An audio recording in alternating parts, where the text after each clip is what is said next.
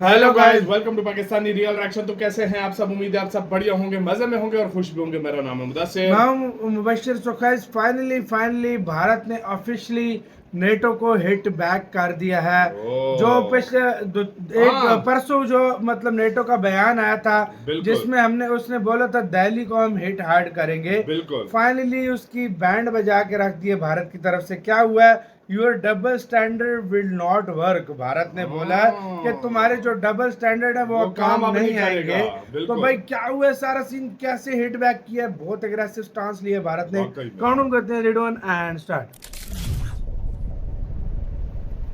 ये भारत है भाई। नमस्कार, वेलकम टू करियर 247। मैं हूं प्रशांत धवन। नाउ और आप मैं फुटबॉल हम बना सब के। लोग वेट कर रहे थे इसका कि चाइना ने तो नेटो का जवाब प्रॉपरली दे दिया है, भारत हाँ, भी क्या जवाब देगा। इंडिया ने फाइनली हिट बैक किया है। यहाँ पे आप देख पाओगे कॉशन अगेंस्ट डबल स्टैंडर्ड्स। हाँ। नेटो को डायरेक्टली बोला है कि डबल स्टैंडर्ड्स मत रखिए, हम आपको कॉशन कर रहे हैं, हम हाँ। आपको वार्न कर रहे हैं। क्योंकि आपको याद होगा नेटो ने भारत को वार्न किया था कि 50 दिन के अंदर अंदर अगर रशिया से सीज फायर ना करवाया, पुतिन को फोन ना किया, हाँ, धमकी यूक्रेन दी थी। जो रशिया वॉर है खत्म ना हुई, तो उसके बाद हम सैंक्शन लगाना स्टार्ट कर देंगे। It will hit India hard, China hard, Brazil hard. तो इंडिया ने ओपनली यहाँ पर कह दिया है हम आपको सतर्क कर रहे हैं कि डबल स्टैंडर्ड्स मत रखिए, ऐसी गेम नहीं चलेगी। वाह, और यहाँ पे आप देख पाओगे इस पर बहुत सारे आर्टिकल्स पब्लिश भारत हुए ने हैं। सही बैंड पहली बजाई बार हम यार। सही देख रहे बैंड हैं बजाई है। कि इंडिया वर्सेस नेटो हो रहा है वही एट ना। जियोपॉलिटिकल हाँ, स्टेज, और ये सब होने की आवश्यकता बिल्कुल नहीं थी। इंडिया के एक्चुअली रिलेशंस नेटो के साथ काफी अच्छे हैं। हाँ, हाँ। ज्यादातर नेटो कंट्रीज इंडिया की तरफ काफी उसने खुद फ्रेंडली पंगा हैं, लिया ना। मगर वाकई। डोनाल्ड ट्रंप और उनके जो आप कह लीजिए मित्र है यूएसए में, उनकी पॉलिसी ऐसी है जहां पर वो 500% टैरिफ लगाने की बात करते हैं भारत पे।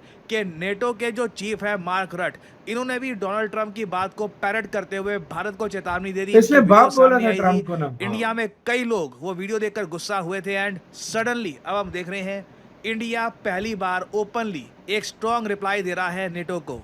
मेरा काम है एनर्जी सप्लाई, एनर्जी मार्केट्स को मॉनिटर करना, make sure we have enough supplies. चिंता मुझे लगता है मेरे चेहरे से कि जिस तरीके से हम पार्टिसिपेट, मुझे चिंता लग रही है। सुबह से मैं आपके साथ हूं यार। मैंने बोला my mind is not wired to for that kind of चिंता।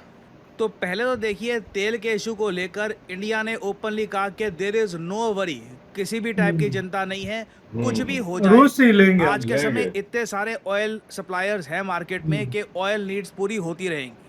फिर साथ ही साथ भारत ने एक स्टेटमेंट ये भी दी है कि डबल स्टैंडर्ड्स काम नहीं करेंगे। ये ये जो जयशंकर साहब ने दोगलापन थी। चल रहा है ये काम नहीं करेगा।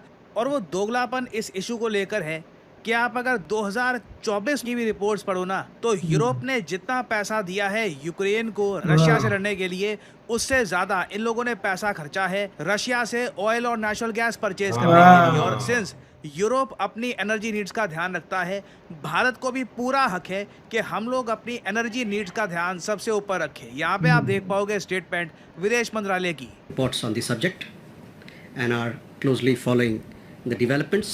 Let me reiterate, and I've said this in the past as well, securing energy needs of our people is understandably an overriding priority for us.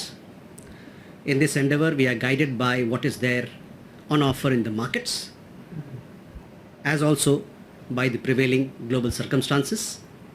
We would particularly caution against any double standards on the matter. हाँ, बढ़िया answer दिया यहाँ पे। और अगर ये यहाँ पे बात आप तो सोचें की है अभी, ना। यूरोप ने 2024 में भी बहुत सारा ऑयल और नेचुरल गैस परचेज किया रशिया से। तो किया मैं है। आपको एक रिपोर्ट दिखाना चाहता हूँ। ये जरा आप देख पाओगे द गार्डियन का आर्टिकल है, ये 4 महीने पहले छपा था।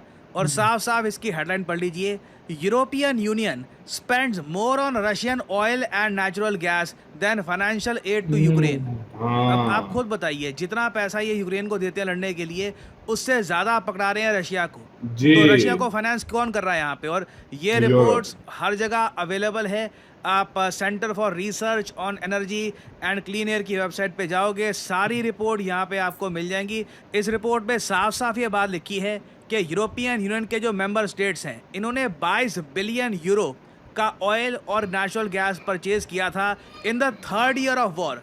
रशिया यूक्रेन वॉर को 3 साल हो चुके हैं। इनसे पहले साल नहीं रोका गया, सेकेंड ईयर भी ये ऑयल नेचुरल गैस की परचेज नहीं रोक पाए। अब ये तीसरा साल हो गया है, उसमें भी ये बाय कर रहे हैं। और यहाँ पे आप देख पाओगे the amount is 1/6 greater than the 18.7 billion euro European Union allocated to Ukraine in the financial year of 2024। और मैंने जो आपको आर्टिकल दिखाया है ये वेस्टर्न मीडिया का ही है। ये बात प्रॉपरली सबको पता है कि आज भी यूरोप रशिया से oil natural gas directly buy कर रहा है। तो इंडिया, चाइना, ब्राजील, बाकी तो ये क्यों ना बाय कर रहे हैं भाई? 500% टैरिफ से it doesn't make any sense. ये लिटरली डबल स्टैंडर्ड्स हैं। यहाँ पे आपको समझ में आ रहा होगा कि क्यों कहा जा रहा है कि दीज आर डबल स्टैंडर्ड्स, क्योंकि इनके लिए एक स्टैंडर्ड होता है खुद के लिए कि हमने जो किया वो माफ है, जो तुम लोग कर रहे हो वो माफ नहीं, वो गलत है। दुनिया ऐसे काम नहीं करती। और अब मैं देख रहा हूँ सिंस लगातार ये टैरिफ की धमकी बढ़ती जा रही है। और अगेन मैं यहाँ पे कहूँगा ये कोई छोटे टैरिफ नहीं है, 500% टैरिफ्स आर ह्यूमंगस। इसके रिस्पॉन्स में चाइना का जो विदेश मंत्रालय है इन्होंने अपने ऑफिशियल अकाउंट से खुलकर बोला है कि Russia India China cooperation, Russia India China triangle को वापस खड़ा होना होगा। इसकी कॉपरेशन से ना सिर्फ तीनों कंट्रीज को बेनिफिट मिलता है, regional global peace, security, stability, progress ये सब भी इंश्योर होती है।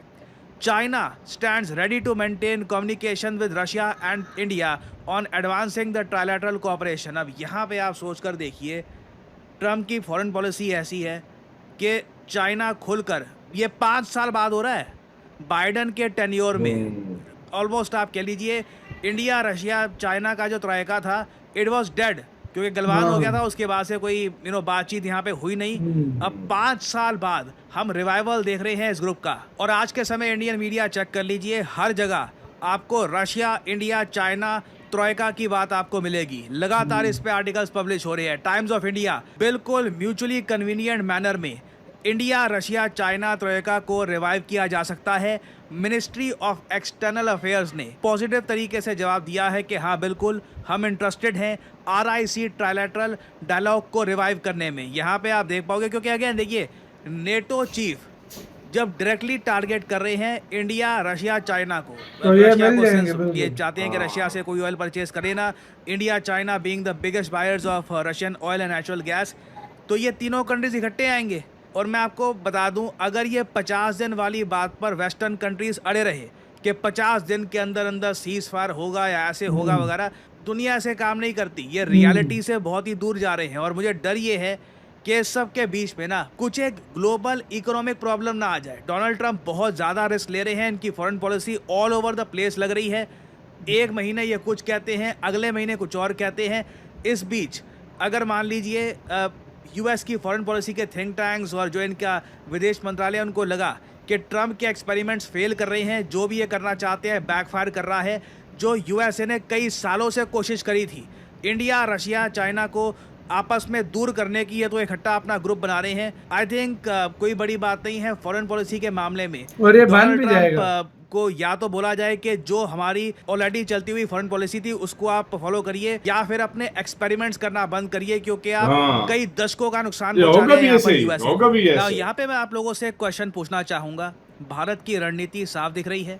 आप देखोगे भारत में आर्टिकल्स भी ऐसे ही पब्लिश हो रहे हैं कि इंडिया ने नेटो के चीफ को क्वेश्चन किया है, इनको वार्निंग दी है कि डबल स्टैंडर्ड्स के हिसाब से काम मत करिए। और साथ ही साथ सिग्नल कर दिया है नेटो और US दोनों को कि RIC टॉक्स रीस्टार्ट हो जाएंगी। जो 5 साल तक मामला ठंडा पड़ा हुआ था, सडनली RIC आपके सामने होगा। अगर ब्रिक्स को देखकर तकलीफ होती है ना, तो सिंपली एक मंच पर इंडिया, रशिया, चाइना के लीडर्स को देखकर तीनों हाथ मिला रहे हैं, बात कर रहे हैं।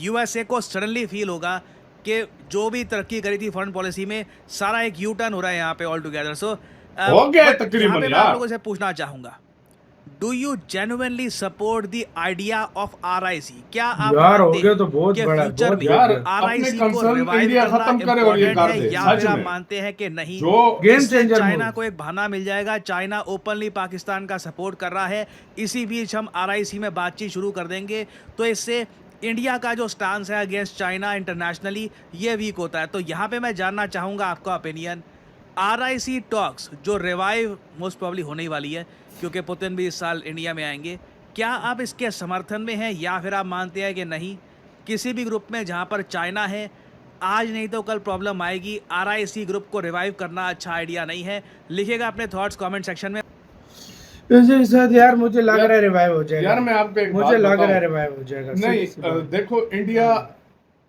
पूरी कोशिश करेगा, सारा कुछ करेगा। इंडिया यही चाहेगा कि जो उसके मसले मसाइल हैं पहले वो चाइना से निपटे। चाइना अपने जो पॉलिसियां बना रहा है इंडिया के खिलाफ उसको सुधारे। क्या पता उसके RIC बाद ही बने होगा। तो चाइना पाकिस्तान का सपोर्ट भी छोड़ दे, हो सकता है भाई, कुछ भी हो सकता है। देखो चाइना पाकिस्तान हाँ। का सपोर्ट नहीं छोड़ेगा क्योंकि उसका बहुत ज्यादा जो है ना वो तो इन्वेस्टमेंट है, सब कुछ है। लेकिन हाँ। अगर भाई ये होता है बहुत आगे, बहुत हाँ, deeply काफी हद cooperation तक जो है होता ना कम हो जाए तो फिर भाई हो भी सकता है। मुकम्मल नहीं हाँ। छोड़ेगा, हाँ। काफी हद तक मतलब वो कम हो और जाएगा, भाई ये वो हो सकता इधर है। से देखो सीधा हिटबैक कर दिया नेटो को। मुझे पता था भारत रोकेगा नहीं, क्योंकि भारत की ये पॉलिसी नहीं है कि अगला भाई बात कर जाए और भारत उसको जवाब न दे। यार हाँ। मुझे कभी कभी ऐसा लगता है ना, हाँ। ये अचानक से एस जयशंकर सर का चाइना जाना, हाँ। रशिया का बार बार शी बोलना कि जिनपिंग से मिलना। RIC को करो, हाँ। फिर शी जिनपिंग से मिलना, फिर उनके फॉरेन मिनिस्टर का मिलना, प्राइम मिनिस्टर का उनसे मिलना, फिर उसके बाद ट्रेड की बात करना और काफी सारे मुद्दों पे बात करना।